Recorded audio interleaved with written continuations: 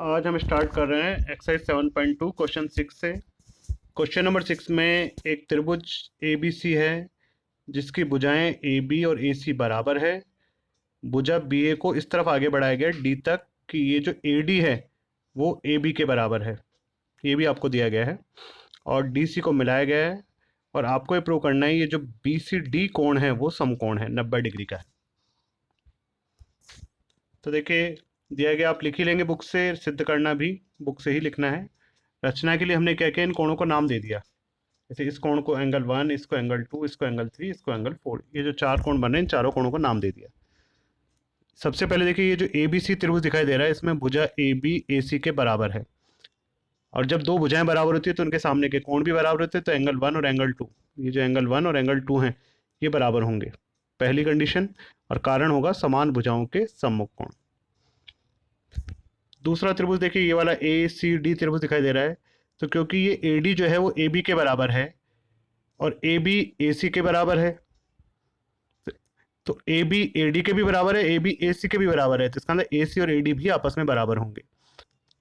देखिए A B भी ए सी के बराबर, ए डी भी ए बी के बराबर। तो ए सी और ए डी दोनों ही ए बी के बराबर हैं, इसलिए ये दोनों आपस में बराबर होंगे। और जब ये दो बराबर होंगे तो इनके सामने के कोण 3 और 4 भी आपस में बराबर होंगे। तो एंगल 3 बराबर एंगल 4 समान भुजाओं के सम्मुख कोण। अब देखिए जो बड़े वाला त्रिभुज बी सी डी है उसके तीनों कोणों का योग, एंगल बी का, एंगल डी का और इस पूरे कोण का नाम है एंगल बी सी डी। इन तीनों का जो योग है वो 180 डिग्री होगा। यहाँ एंगल बी एंगल 1 है, एंगल डी जो है वो एंगल 4 है और बी सी डी को बी सी डी लिखा हुआ है।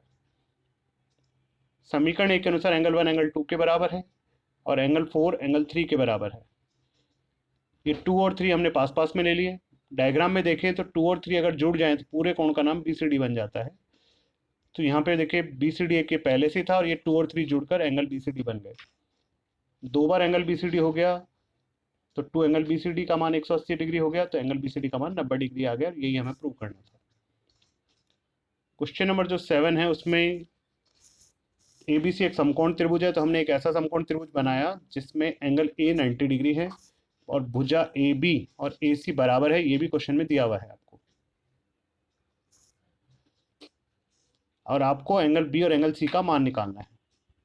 तो देखिए जब ए बी भुजा और ए सी भुजा बराबर है तो उनके सामने के कोण भी बराबर होंगे। तो ए बी भुजा के सामने का कोण सी और ए सी भुजा के सामने का कोण बी, यानी एंगल बी और एंगल सी आपस में बराबर होंगे समान भुजाओं के सम्मुख कोण होने के कारण। अब त्रिभुज एबीसी के तीनों कोणों का योग 180 डिग्री होता है। तो angle A plus angle B plus angle C बराबर 180। एंगल ए का मान 90 डिग्री, बी सी के बराबर सिद्ध हो चुका है समीकरण 1 में, तो बी को उठा के हमने यहाँ सी लिख दिया और ऐसा करके हमने एंगल सी का मान निकाल लिया।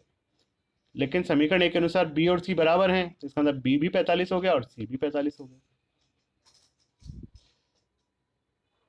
क्वेश्चन नंबर 8 में देखिए एक समबाहु त्रिभुज आपको दिया गया है। समबाहु त्रिभुज का प्रत्येक कोण 60 डिग्री होता है, ये हमें प्रूव करना है।